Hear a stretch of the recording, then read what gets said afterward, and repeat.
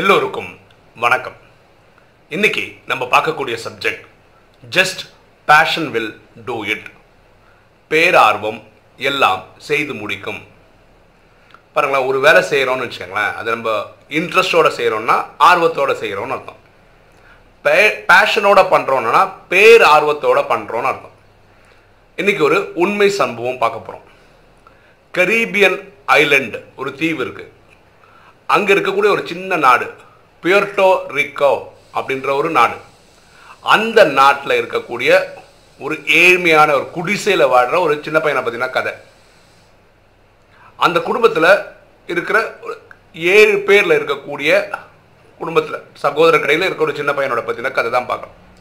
அவ்வளோ ஏழ்மை. அவங்க அப்பாவுக்கு மாத சம்பளம் வந்து வார சம்பளம்லாம் ரொம்ப ரொம்ப கம்மி. இந்த பையனுக்கெல்லாம் ஸ்கூலுக்கெல்லாம் போகவே முடியல.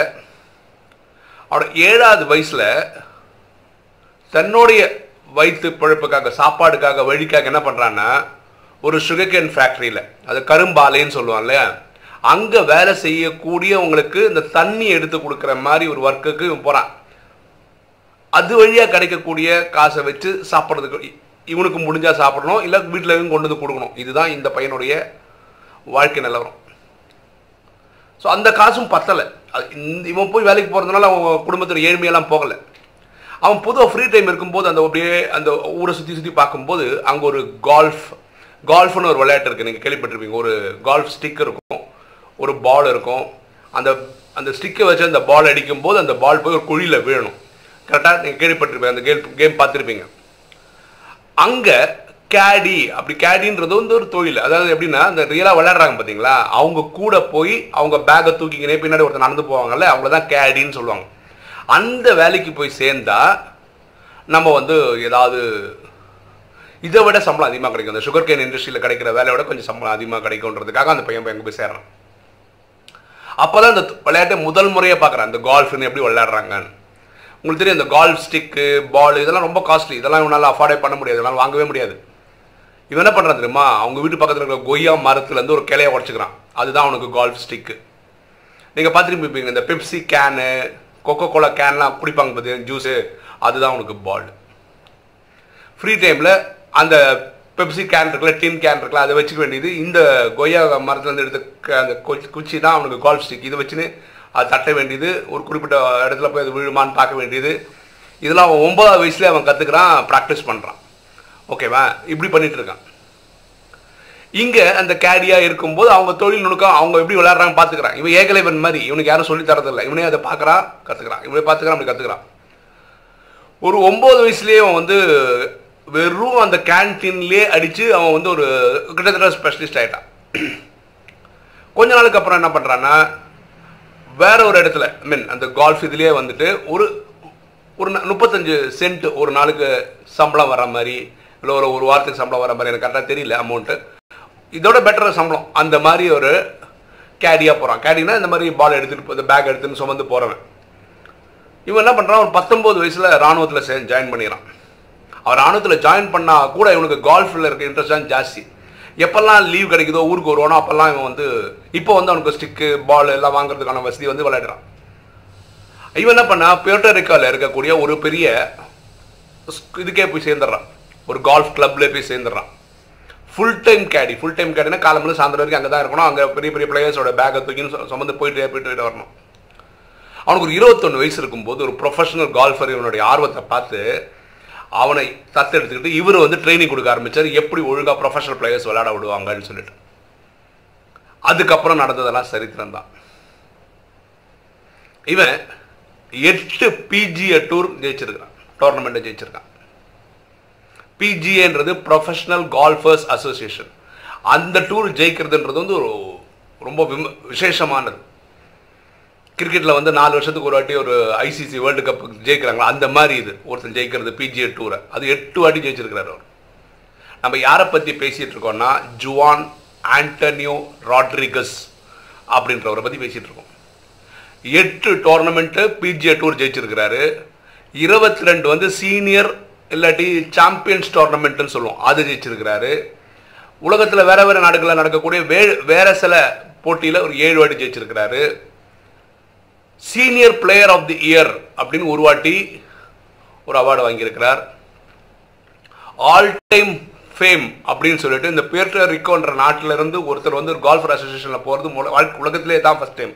அந்த நாடுக்கே ஒரு அங்கீகாரம் கொடுத்தது இவர்.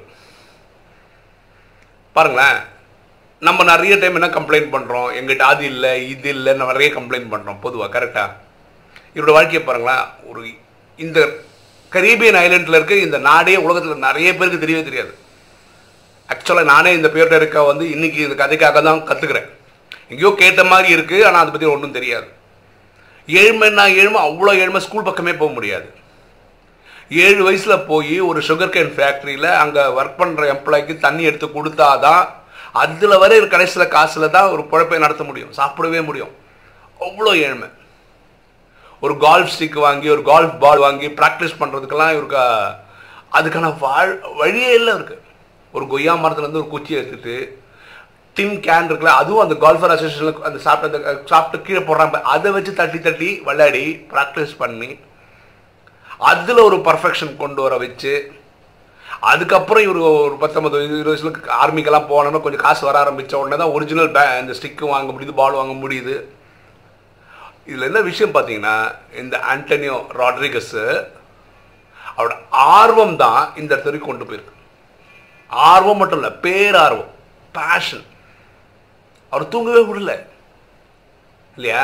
அப்போது நம்ம எல்லாருக்குமே இவர் ஒரு பாடம், கண்டிப்பாக ஒரு பாடம். இங்கே ஏழ்மையாக இருக்கலாம், இல்லை நமக்கு கற்றுக் கொடுக்குறது ஸ்கூலில் நமக்கெல்லாம் பாருங்களேன். இப்போ கால்ஃப் கற்றுக்கணும்னா நம்ம அப்பா அம்மா கொண்டு போய் சேர்க்கணும், லட்சக்கணக்கில் காசு கட்டணும், அப்போ தான் நம்ம போய் கால்ஃப் கற்றுப்போம். இருக்கிற குச்சியை வச்சு ட்ரை பண்ணுறோமான்றது கேள்வியாக இருக்குது.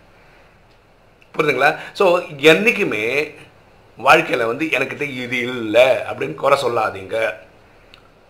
நீங்கள் என்ன பார்க்கணுன்னா, உங்களுக்கு என்ன பேஷன் வருது, எது உங்களை அப்படியே அப்படியே நம்ம அப்துல் கலாம் ஐயா இருக்கார் இல்லையா, நம்ம முன்னாள் பிரசிடென்ட், அவர் சொல்லுவார், கனவுன்றது தூக்கத்தில் வர்றது கிடையாது, எது உன்னை தூங்க விடலையோ அதுதான் கனவு அப்படின்றார்.